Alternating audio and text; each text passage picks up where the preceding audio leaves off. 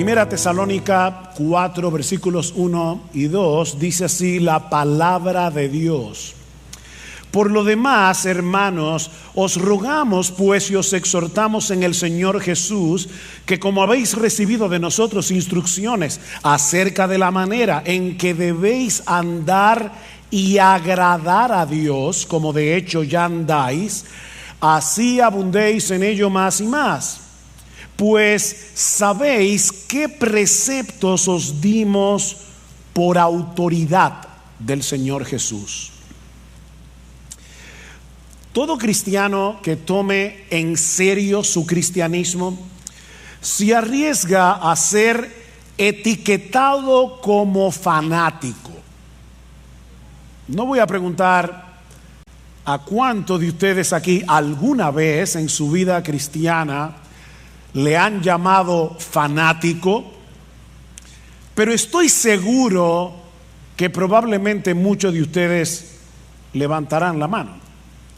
Ahora, ¿saben lo triste de esto, mis hermanos? Que no solo el mundo incrédulo suele etiquetar a cristianos que toman en serio su vida cristiana como fanáticos, sino que a veces eso ocurre dentro de la iglesia, dentro de aquellos que profesan ser creyentes. Sin embargo, existe una enorme diferencia entre un cristiano piadoso, entre un cristiano maduro y un fanático. Se trata de dos categorías tan distintas entre sí que yo me atrevo a afirmar sin lugar a dudas que es imposible que un fanático llegue a madurar espiritualmente a menos que abandone su fanatismo. Déjenme repetirles eso otra vez.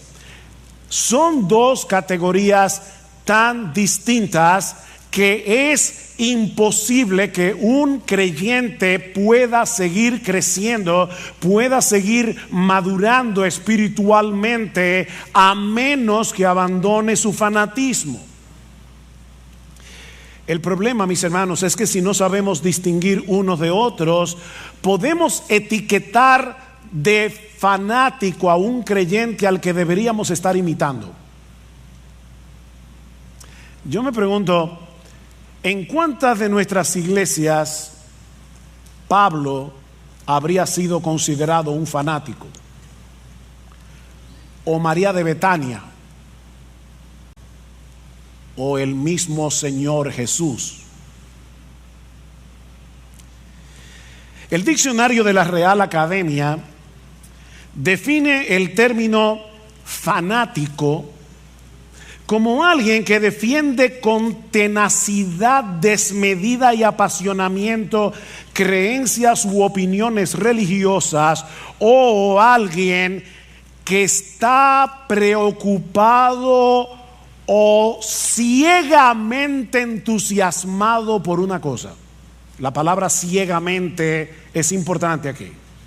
Si juntamos todo esto, el fanático es un individuo que posee un entusiasmo ciego, es decir, sin ninguna base racional, por creencias u opiniones religiosas que él defiende con una tenacidad desmedida.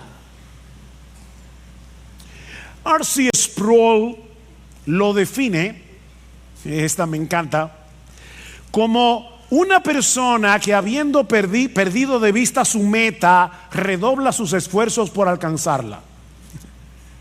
Una persona que habiendo perdido de vista su meta, redobla sus esfuerzos por alcanzarlas. En otras palabras, él va corriendo hacia ningún sitio y al del que se le mete en el medio. Eso es un fanático. Hermanos, la verdadera piedad también es apasionada. La verdadera piedad es fervorosa, pero a diferencia del fanatismo se trata de una pasión y de un fervor bien informado, bien dirigidos. Usando como referencia la definición de Sproul, el creyente piadoso también se esfuerza para alcanzar una meta, pero no es un entusiasmo ciego, sino que surge de una fe que descansa en lo que Dios ha revelado de sí mismo y de nosotros como cristianos en su palabra. Este creyente, y yo espero poder estar hablando de ti esta mañana.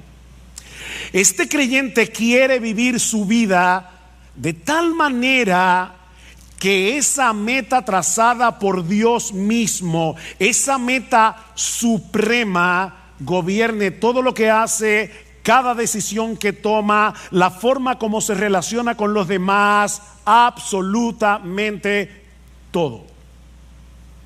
Ahora, ¿cuál es esa meta? Trazada por Dios. O déjame ponértelo de otra manera. Si tú eres cristiano, si tú profesas ser cristiano, ¿qué es lo que Dios quiere de ti? Bueno, lee otra vez conmigo el versículo 1. Por lo demás, hermanos, os rogamos pues y os exhortamos en el Señor Jesús, que como habéis recibido de nosotros instrucciones acerca de la manera en que debéis, no es una opción, no es una sugerencia, en que debéis andar y agradar a Dios, como de hecho ya andáis, así abundéis en ello más y más.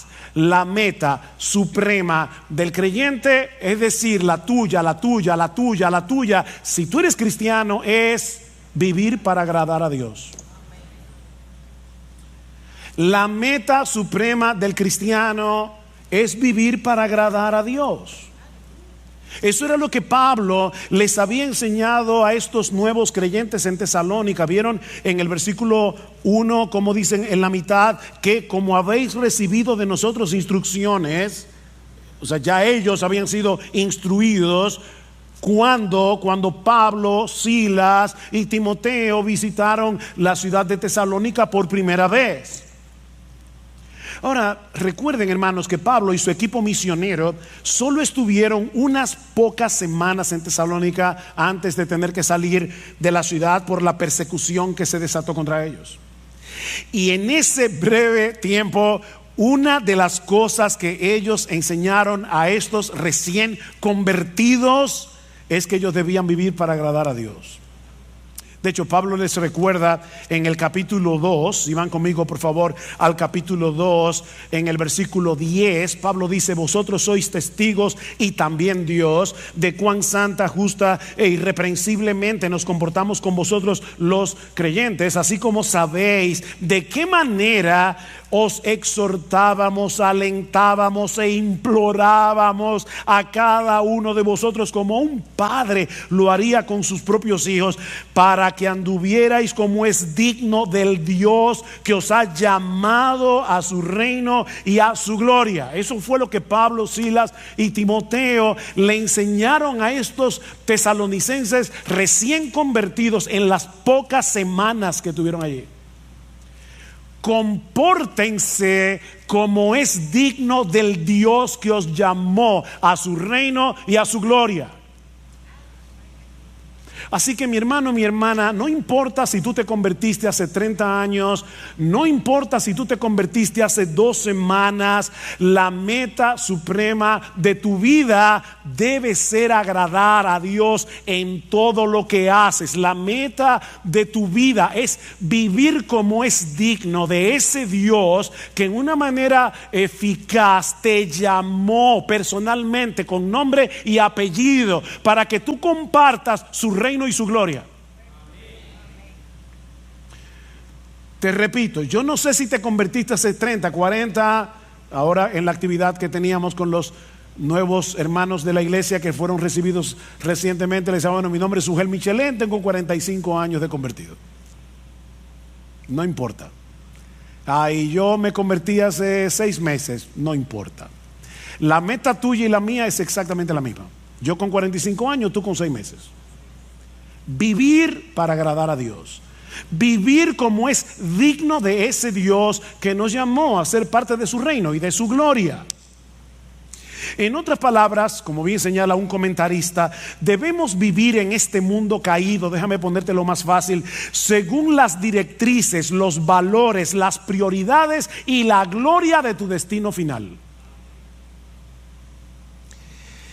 Eso fue lo que Pablo, Timoteo y Silas enseñaron a estos creyentes de Tesalónica tan pronto vinieron a Cristo en arrepentimiento y fe, y ahora que Pablo les escribe esta carta, les dice exactamente lo mismo. Versículo 1 otra vez: por lo demás, hermanos, os rogamos de nuevo y os exhortamos en el Señor Jesús de nuevo, que como habéis recibido instrucción cuando nosotros estábamos con ustedes personalmente en la ciudad, ahora les repito, vivan agradando a Dios. Otra vez, Pablo les ruega. Esa palabra significa pedir encarecidamente. Yo les pido encarecidamente, y luego los exhorta. Esta palabra tiene muchas acepciones en el idioma original, pero podemos traducirla aquí: os ordenamos, como un capitán lo hace con su tropa. Piénsenlo así: que vivan para agradar a Dios. Pablo era un buen pastor, y como un buen pastor, él se dirige a ellos con ternura: os rogamos, y con firmeza os ordenamos. ¿Ven? Ternura y firmeza al mismo tiempo. Y les recuerda que su ruego y su exhortación llevaban el sello de la autoridad del mismo Cristo. Os rogamos y exhortamos en el Señor Jesús. En otras palabras, como aquellos que hablan y escriben en el nombre del Señor Jesús. ¿Recuerdan la gran comisión? Jesús posee toda autoridad en el cielo y en la tierra, y Él es el que nos ruega y nos exhorta por medio de sus apóstoles y ahora por medio de su palabra, que tengamos como meta suprema en nuestras vidas vivir para agradar a Dios.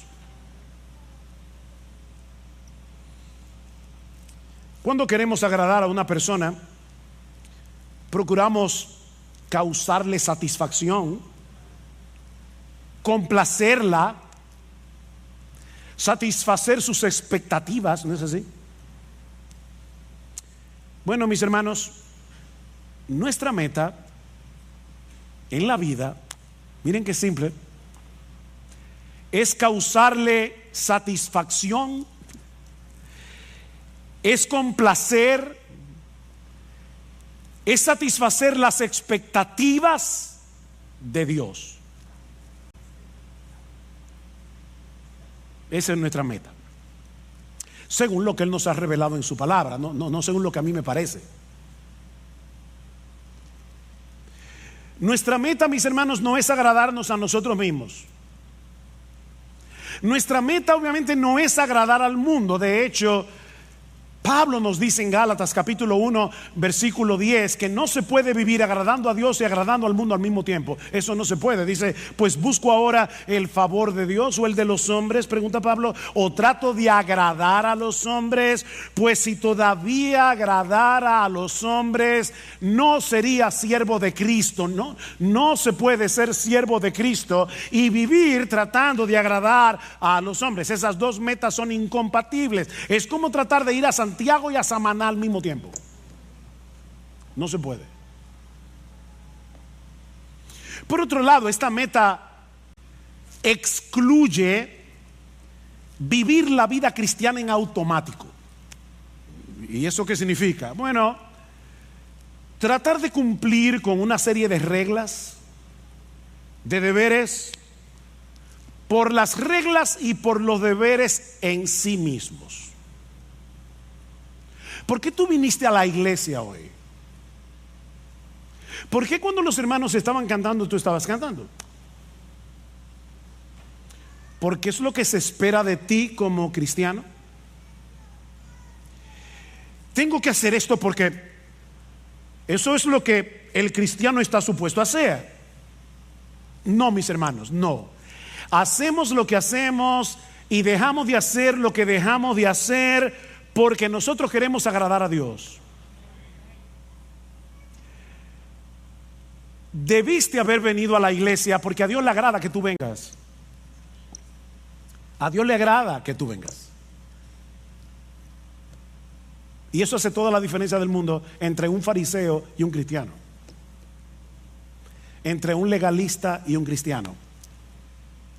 Dice John Piper, agradar a Dios no es simplemente un deber religioso, es la esencia misma de la vida humana. O sea, oigan esto, hermanos, una persona, un ser humano que no está viviendo para agradar a Dios es como un reloj que no da la hora. Amigos que nos visitan, de verdad, lo que voy a decir ahora no quiero sonar ofensivo, así que voy a tratar de ser lo más dulce, tierno, tranquilo que yo pueda. Una persona que no vive para agradar a Dios no sirve para lo que fue creado.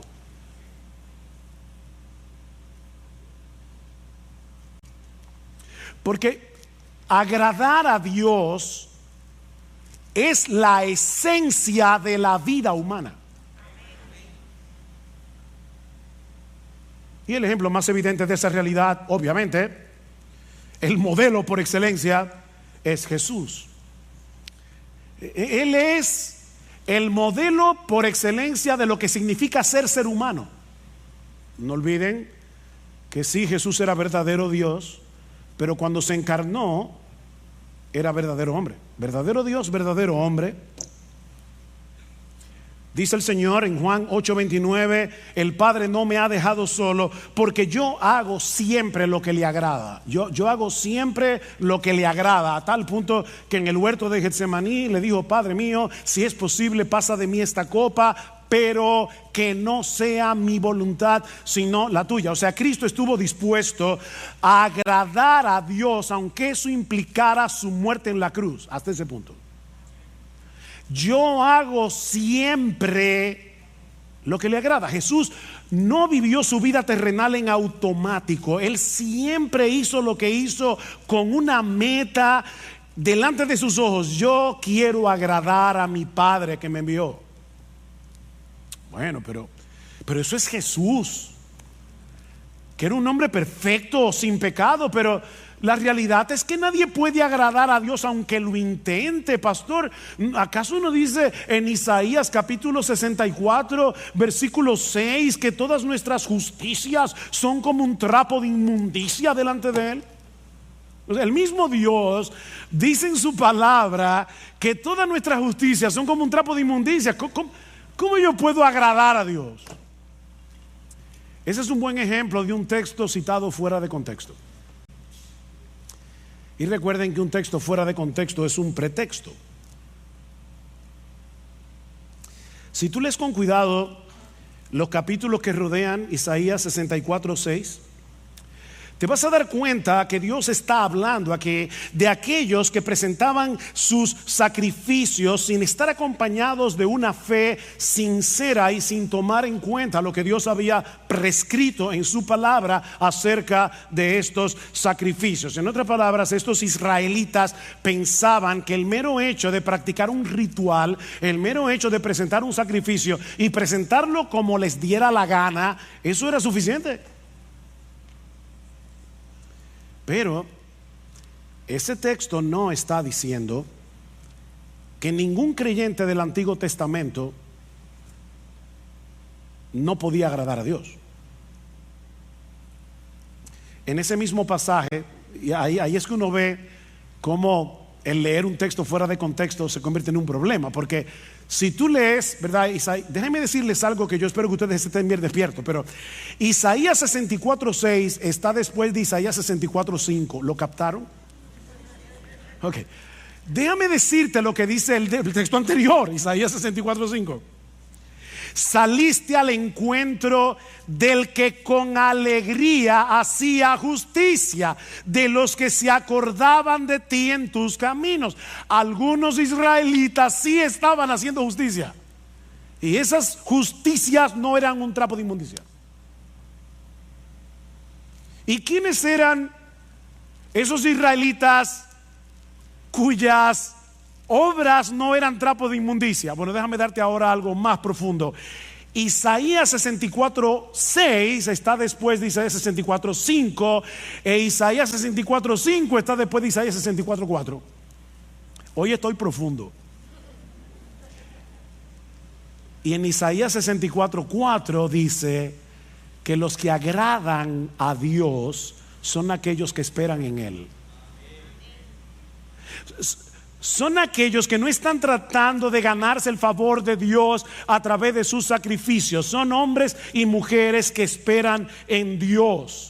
De manera, mis hermanos, que si tú le estás predicando el evangelio a una persona que está tratando de ganarse la salvación, que está tratando de ganarse el cielo, está tratando de ganarse el favor de Dios a través de sus obras y no por medio de la fe, tú puedes citarle sin problemas Isaías 64:6 y decirle: ay, lamento decirte que todas tus obras de justicia son como un trapo de inmundicia delante de Dios, no te sirven para nada. Pero si estamos hablando con un creyente justificado solo por gracia, solo por Cristo y solo por medio de la fe, que en dependencia del Espíritu Santo está tratando de agradar a Dios, este versículo no aplica. No aplica. En el mismo texto en el que Pablo dice que la salvación es por gracia, por medio de la fe y no por obras, para que nadie se gloríe, Pablo termina diciendo que somos hechura suya, creados en Cristo Jesús para buenas obras, las cuales Dios preparó de antemano para que anduviésemos en ellas. El cristiano no está tratando de agradar a Dios para ganarse algo, no está tratando de agradar a Dios para ganarse el cielo, para ganarse su favor, sino porque ya fue favorecido de pura gracia, aunque él no lo merecía, porque él confió en la persona y la obra de Cristo. Este creyente quiere vivir para agradar a Dios, dependiendo de la misma gracia que lo salvó. ¿Ven? Él es salvo por gracia, obediente por gracia, hace buenas obras por gracia. Él está dependiendo de la misma gracia que lo salvó. 1 Corintios 15:10, Pablo dice: por la gracia de Dios yo soy lo que soy. Su gracia no ha sido en vano para conmigo. O sea, su gracia ha estado operando en mí para que yo haga todo lo que hago. Es su gracia. En otras palabras, yo quiero convencerte en esta mañana de que tú puedes agradar a Dios. Podemos agradar a Dios porque ya Dios nos capacitó para agradarlo y puso en nosotros por su Espíritu el deseo de hacerlo. Nos capacitó y nos motiva. Uno de los pasajes del Nuevo Testamento que mejor expresa esa misteriosa interacción entre el obrar de Dios y nuestro obrar, y de paso es uno de mis textos favoritos del Nuevo Testamento, es Hebreos capítulo 13 versículo 20 y 21, en una doxología donde Pablo expresa lo siguiente: y el Dios de paz, que resucitó de los muertos a nuestro Señor Jesucristo, el gran pastor de las ovejas, por la sangre del pacto eterno, os haga, ese buen pastor, os haga aptos en toda buena obra, para que hagáis su voluntad. Ahora el misterio: haciendo Él en vosotros lo que es agradable delante de Él por Jesucristo. Haciendo Él en vosotros lo que es agradable delante de Él por Jesucristo, al cual sea la gloria por los siglos de los siglos. Amén. Nuestro gran pastor no solo derramó su sangre por nosotros en la cruz para el perdón de nuestros pecados, sino que ahora Él continúa fortaleciéndonos, Él continúa capacitándonos internamente. Él continúa manteniendo viva nuestra fe para que podamos hacer lo que es agradable para Dios.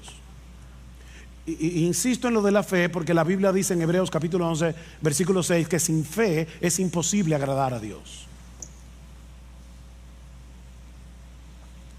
Él está obrando en nuestro obrar y a Dios le agrada ver la obra de su Hijo en nuestro obrar. O como dice Pablo en Filipenses 2:13, Él es el que está produciendo en nosotros el querer como el hacer por su buena voluntad. Esas obras que hacemos en unión con Cristo, en dependencia de Cristo, por el poder de Cristo, no son trapos de inmundicia. No son trapos de inmundicia. De manera que si tú eres un creyente, un verdadero creyente, no solamente puedes, es que tú debes vivir agradando a Dios. No vivas tu vida cristiana en automático, por inercia, haciendo ciertas cosas, dejando de hacer otras, porque eso es lo que se espera de una persona que dice ser cristiana. O sea, no sea como el esposo que el día del aniversario le lleva un ramo de rosas a su esposa porque vio en un anuncio que esa era una de las cosas que un esposo puede hacer para que la esposa no esté malas el día del aniversario. Ay, gracias mi amor por ese ramo de rosas. No, no te preocupes, es mi deber. Mira, créeme, a tu esposa no le va a hacer ninguna gracia. Porque lo que hace feliz a tu esposa no es el ramo de rosas, es tu deseo de agradarla. Como ella entiende, ¿verdad? El agrado.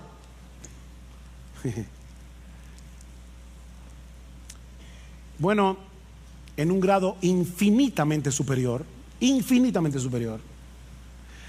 todo aquel que sabe que fue elegido por Dios el Padre para salvación desde antes de la fundación del mundo, todo aquel que sabe que Dios el Hijo derramó su sangre en una cruz para el perdón de nuestros pecados, todo aquel que sabe que Dios el Espíritu Santo le cambió su corazón, le dio nueva vida para que pudiera arrepentirse y creer en Cristo, debe anhelar de todo corazón vivir para agradar a aquel que lo amó de ese modo.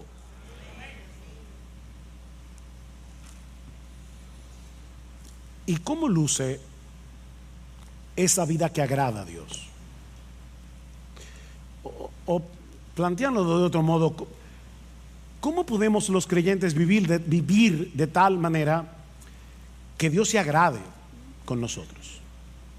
Bueno, en el resto del pasaje, hasta el versículo 12, Pablo va a decir algunas cosas que vamos a estudiar más adelante. Eso incluye la pureza sexual, versículos 3 al 8. Una de las cosas que vamos a ver allí es cómo nosotros podemos vencer la impureza sexual, la inmoralidad sexual. Pablo habla de eso en ese texto. Pero la pureza sexual es algo que agrada a Dios. En los versículos 9 al 10 vemos que el amor entre los hermanos es algo que agrada a Dios. Y ahora sorpréndete, en los versículos 11 y 12 vemos que a Dios le agrada ver a una persona siendo responsable en su trabajo. ¿Tú sabías eso? Que cuando tú eres responsable en tu trabajo, a Dios le agrada eso. Eso lo vamos a ver en el texto. Yo no me estoy inventando nada. Así que en este pasaje vemos que la pureza sexual, el amor entre los hermanos, el amor creciente entre los hermanos y la responsabilidad laboral son cosas que agradan a Dios. Pero la Biblia menciona muchas otras cosas que son del agrado de Dios. En el texto que leímos al principio, en la carta de Pablo a los Colosenses, Pablo dice a estos hermanos que él está orando por ellos y pidiendo que ellos sean llenos del conocimiento de su voluntad en toda sabiduría e inteligencia espiritual, para que andéis como es digno del Señor, agradándole en todo. Pastor, en el texto griego, ¿qué significa la palabra todo? Eso mismo.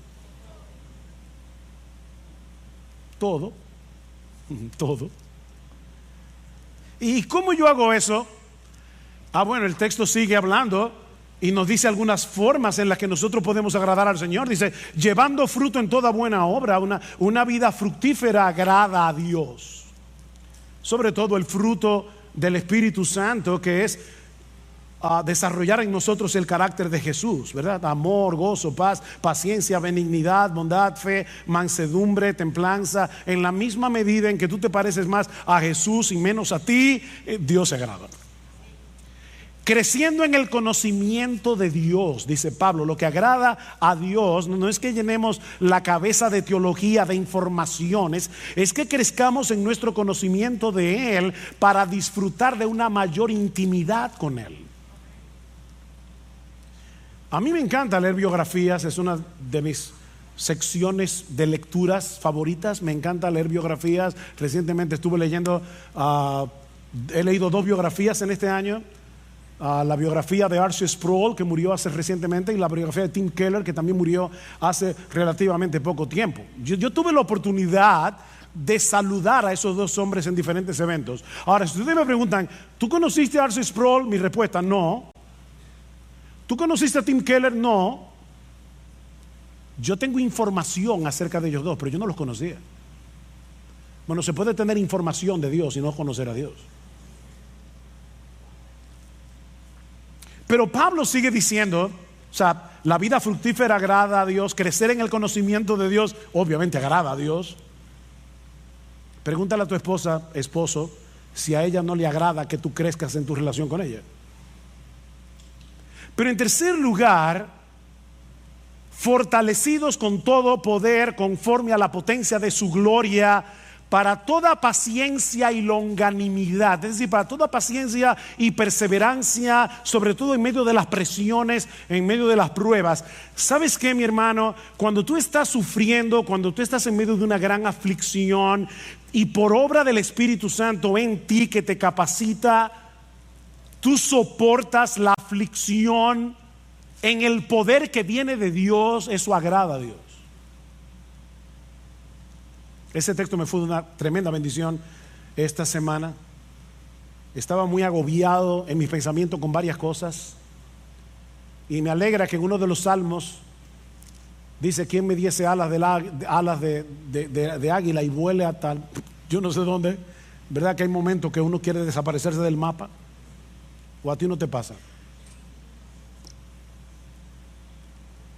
Y con ese sentimiento en mi corazón, créame, vino ese texto a mi mente. Y yo dije: no, Padre, perdóname. O sea, el asunto aquí no es huir, no es escapar, es fortalecerme en ti. Porque cuando yo hago eso, a ti te agrada, a ti te agrada que en la prueba, en el dolor, me fortalezca en Dios. Eso agrada a Dios.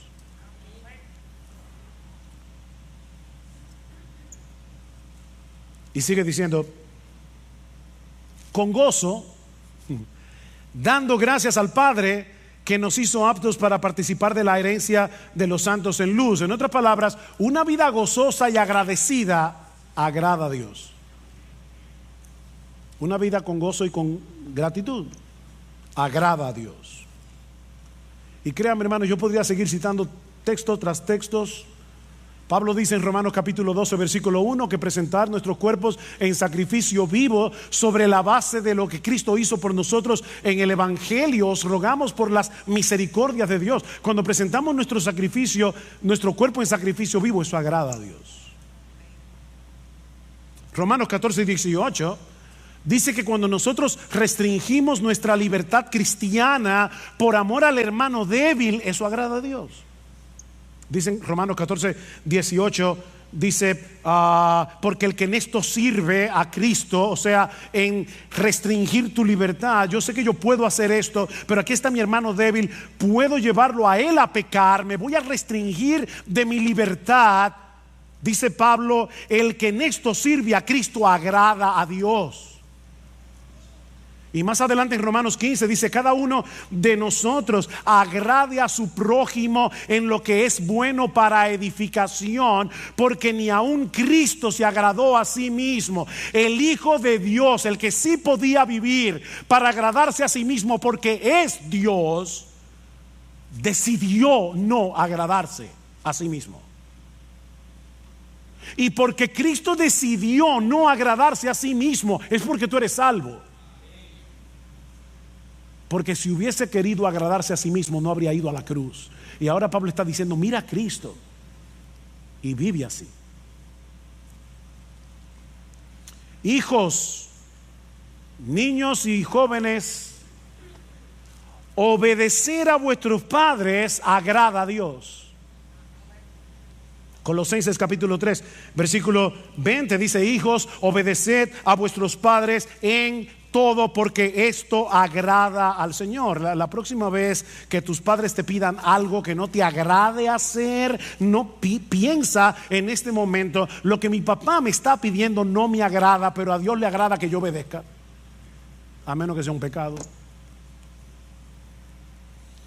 A Dios le agrada que andemos en comunión con Él. Es interesante que en Génesis capítulo 5 versículo 22 dice que Enoc anduvo con Dios. Ustedes conocen ese texto. Pero en la versión griega del Antiguo Testamento, conocido como la Septuaginta, dice que Enoc agradó a Dios. O sea, donde dice que Enoc anduvo con Dios, la Septuaginta dice agradó a Dios. Y luego el autor de la carta a los Hebreos, basándose en este texto, dice: por la fe Enoc fue traspuesto para no ver muerte, y no fue hallado porque lo traspuso Dios, y antes que fuese traspuesto tuvo testimonio de haber agradado a Dios. ¿Ven que se puede agradar a Dios? Dios no le dijo a Enoc: eso es trapo de inmundicia. No.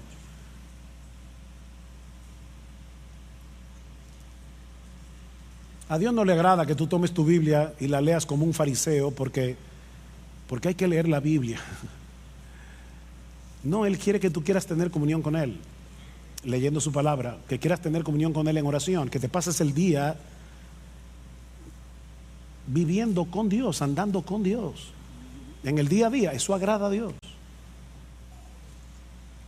A Dios le agrada que los pastores prediquemos fielmente su palabra. Este texto siempre es una motivación para mí. En 1 Tesalonicenses capítulo 2 versículo 4 dice Pablo que su exhortación a ellos no procedió de error, ni de impureza, ni fue con engaño, sino que así como hemos sido aprobados por Dios para que se nos confiara el evangelio, así hablamos, no como agradando a los hombres, sino a Dios. O sea, Pablo dice: cuando yo predico la palabra, yo no trato de agradar a los hombres. Claro, tampoco me digo hay que ofenderlos. Pero mis hermanos, cuando un pastor predica fielmente la palabra, eso agrada a Dios. A Dios le agrada que compartamos lo nuestro con el que tiene necesidad. Hebreos capítulo 13 versículo 16: y de hacer el bien y de la ayuda mutua no os olvidéis, porque de tales sacrificios se agrada a Dios. ¿Quiere que te cite más textos? No puedo. Alguien lo resume de esta manera: cada vez que tú confías, o sea, vives por fe y obedeces, estás agradando a Dios. Cada vez que tú confías y obedeces, estás agradando a Dios. Así de sencillo. Él sabe que nuestra fe no es perfecta. Él sabe que nuestra obediencia no es perfecta. Él no está esperando perfección para agradarse de nosotros.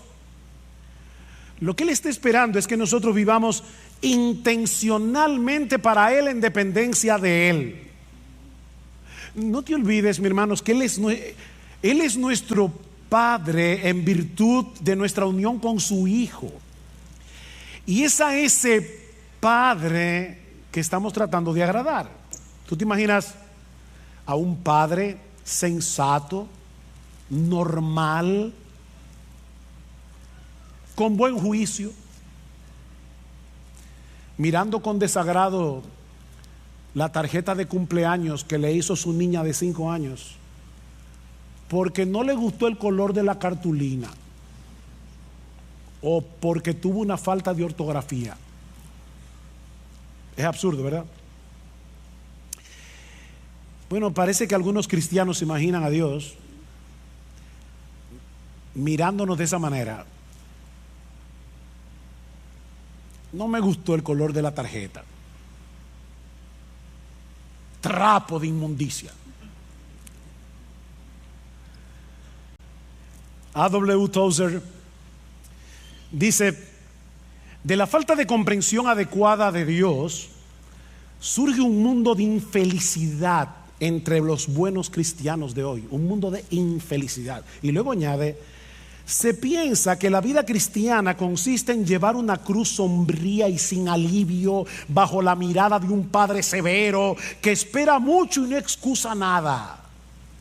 Un padre austero, malhumorado, muy temperamental y extremadamente difícil de complacer. ¿Te ha pasado eso por la cabeza? ¿Has visto alguna vez a Dios así? Ese no es el Dios de la Biblia. Ese no es el Dios que se nos revela en la Escritura como el Padre de nuestro Señor Jesucristo y que ha venido a ser ahora nuestro Padre por causa de nuestra unión con Él. Si eres creyente, mi hermano, ahora tú estás vestido con la ropa de gala de la justicia perfecta de Jesús, y por lo tanto tus intentos de agradar a Dios no son un trapo de inmundicia, es la ropa de Jesús. Pedro dice en su primera carta que los cristianos ofrecemos a Dios sacrificios espirituales que son aceptables a Dios por medio de Jesucristo. Yo he oído hermanos que le da vergüenza cantar en voz alta porque no cantan bien, o ellos creen que no lo voy a juzgar ahora, ¿verdad? O sea, ellos creen que nacieron con oreja pero no con oído musical y prefieren cantar bajito. Mira, canta.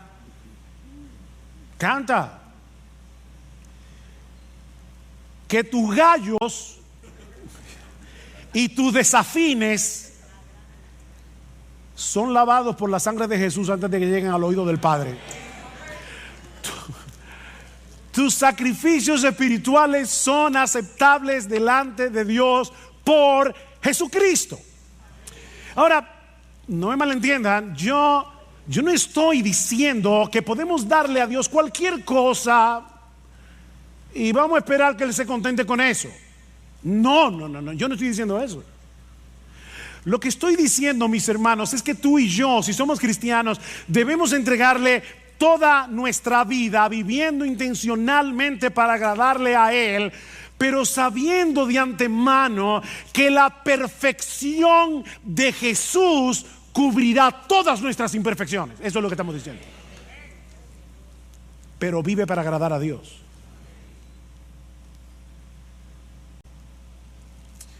Pero el texto no termina ahí. Hay una segunda enseñanza en este pasaje.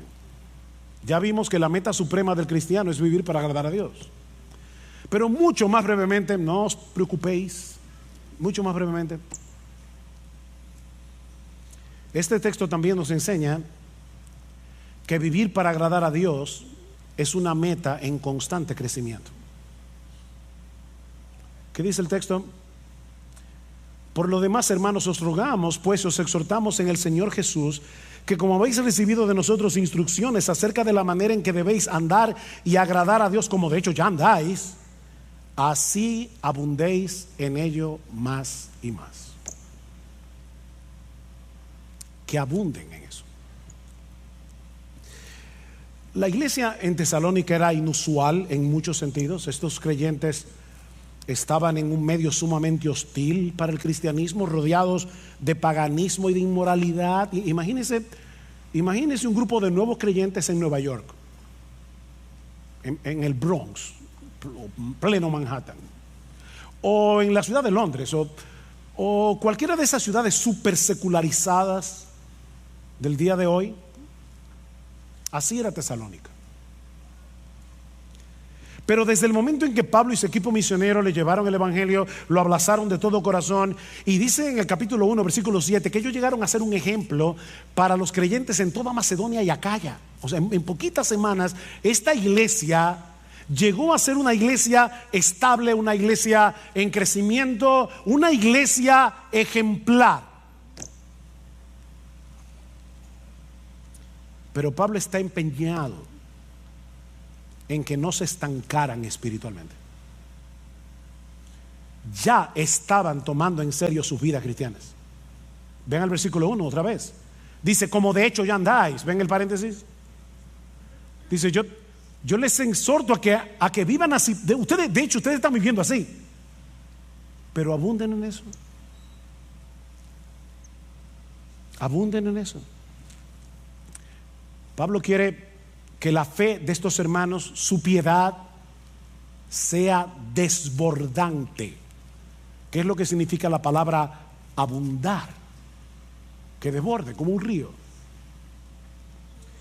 Es la misma palabra que aparece tanto en capítulo 3, versículo 12, como en el capítulo 4, versículo 9 y 10, cuando Pablo dice, ustedes ya se aman mutuamente, pero abunden en eso. Ámense más. Crezcan en su amor. Estiren el corazón. Bueno, lo que Pablo está diciendo es, ya ustedes están viviendo una vida que agrada a Dios. Ya lo están haciendo. Wow, qué elogio para una iglesia. Pero no se den el lujo de quedarse donde están. No se den ese lujo. Iglesia Bíblica del Señor Jesucristo, la vida cristiana es una vida en constante crecimiento. ¿Saben por qué? Porque la meta es llegar a ser igualitos a Jesús. Y eso nunca va a pasar de este lado del cielo. La meta es parecernos a nuestro precioso Señor. En ese sentido, el mismo Pablo es un buen ejemplo a imitar. Escribiendo a los filipenses, Pablo, hermano, Pablo. Algunos dicen que después de Jesús no ha habido en toda la historia de la iglesia un cristiano como Pablo. No ha habido un predicador como Pablo. No ha habido un hombre más apasionado con el evangelio que Pablo. No ha habido un hombre más capaz de sufrir por Cristo que Pablo. Y Pablo dice, yo sigo avanzando por ver si logro asir, o sea, agarrar aquello para lo cual yo también fui asido por Cristo Jesús. Cristo me agarró para algo y mi meta es cumplir eso para lo que Cristo me agarró. Yo no sé para qué Cristo te agarró a ti, mi hermano, pero escucha a Pablo, dice, hermanos, yo mismo no pretendo haberlo ya alcanzado, pero una cosa hago. Un hombre de una sola cosa, una sola meta, una cosa hago, olvidando ciertamente lo que queda atrás y extendiéndome a lo que está delante. Prosigo a la meta, al premio del supremo llamamiento de Dios en Cristo Jesús. ¿Han visto esos corredores cuando están llegando a la meta, sacan el pecho para ser los primeros que rompan la cosa esa, no sé cómo se llama, la cinta? Bueno, eso es lo que Pablo está diciendo. Yo estoy corriendo, pero es con el pecho afuera. Yo quiero romper esa cinta. Bueno, si Pablo no pretendía haberlo alcanzado, saca tu conclusión. Mis hermanos, eso no es fanatismo. Eso no es fanatismo. Yo les decía al principio, me pregunto si Pablo hubiera sido considerado como un fanático por cristianos de una iglesia. Es que tú sabes que Pablo es como que, yo no sé, como que se coge la cosa muy en serio. De verdad, yo creo que Pablo hubiera sido considerado como fanático en nuestras iglesias. Pero mis hermanos, eso no es fanatismo, eso es cristianismo puro y simple. Ni siquiera quiero que piensen en cristianismo radical. No, quítenle lo radical. Eso es cristianismo sin apellido. Eso es ser cristiano. Vivir para agradar a Dios. Eso es ser cristiano. Ese no es el privilegio de unos cuantos cristianos super espirituales. Una casta que hay en la iglesia. Me llama la atención que escribiéndole a los corintios, nada más y menos que a los corintios, era una iglesia tan madura, una iglesia llena de problemas. Y en esa carta Pablo compara la vida cristiana práctica con una carrera. ¿Y saben lo que Pablo le dice a esos cristianos de Corinto, de una iglesia tan mala? Corran esta carrera de tal manera que si uno solo va a ser el que se lleve el premio, que seas tú. Vive así. Estamos aquí todos juntos en esta carrera. IBCJ, miembros de IBCJ, todos estamos aquí corriendo. Y ya nos anunciaron que uno solo se va a llevar el premio. Uno solo. Mira, corre. No, yo sé que va a ser, seguro que va a ser uno de los pastores. No. Porque el mismo Pablo dice en ese texto: yo sigo corriendo y trato de correr bien, no sea que habiendo sido yo heraldo para muchos, después yo sea descalificado en la carrera. Cualquiera de nosotros puede ser descalificado aquí. Corre tú, mi hermano, mi hermana, corre tú, como si fueras el único que fuera a llevarte el premio. ¿No sabéis que los que corren en el estadio, todos a la verdad corren, pero uno solo se lleva el premio? Le dice Pablo a estos creyentes: corred de tal manera que lo obtengáis.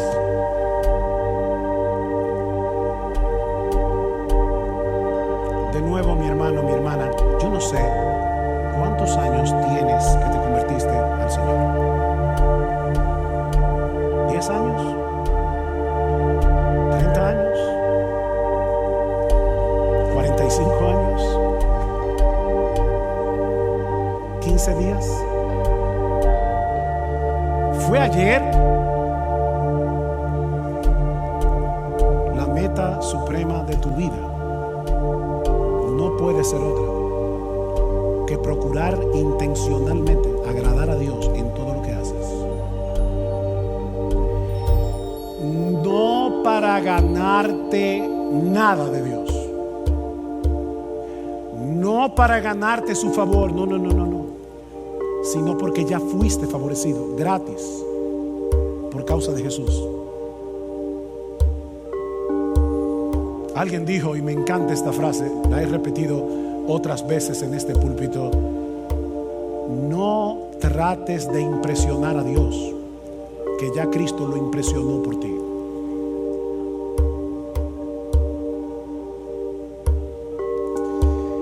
Para ponerlo de una manera que los niños que están aquí puedan entenderlo: niños, cuando nos convertimos a Cristo, Dios nos puso a nosotros la nota de Jesús en todas las materias. Ya yo sé de antemano, cuando yo llegue al cielo y abra mi récord, yo tengo A más en todas las materias. Porque lo que hizo Dios es que me puso a mí la nota de Jesús, y a Jesús le puso la mía, y por eso murió en la cruz. Y es descansando en esa justicia perfecta que ya tenemos en Él, es descansando en esa obra del Espíritu en nosotros, que ahora podemos seguir creciendo en nuestra relación con el Señor. Ahora podemos seguir creciendo en nuestra capacidad de amar a otros. Ahora podemos seguir creciendo en nuestra vida de santidad, en nuestro testimonio ante el mundo incrédulo. Y sobre todas las cosas, ahora podemos parecernos cada vez más a nuestro precioso Señor. Y eso es lo que más agrada, ver a su Hijo en nosotros. Así que, hermano, para concluir, olvídate todo lo que ha quedado atrás en tu vida cristiana. Todo, olvídate de eso. Y continúa extendiéndote hacia lo que tienes por delante. Porque no existe, óyeme bien, no existe una vida más plena, más bienaventurada, más dichosa, más satisfactoria, y no sé ya cuántos otros adjetivos usar. No existe ninguna vida que pueda compararse con la vida de aquel que vive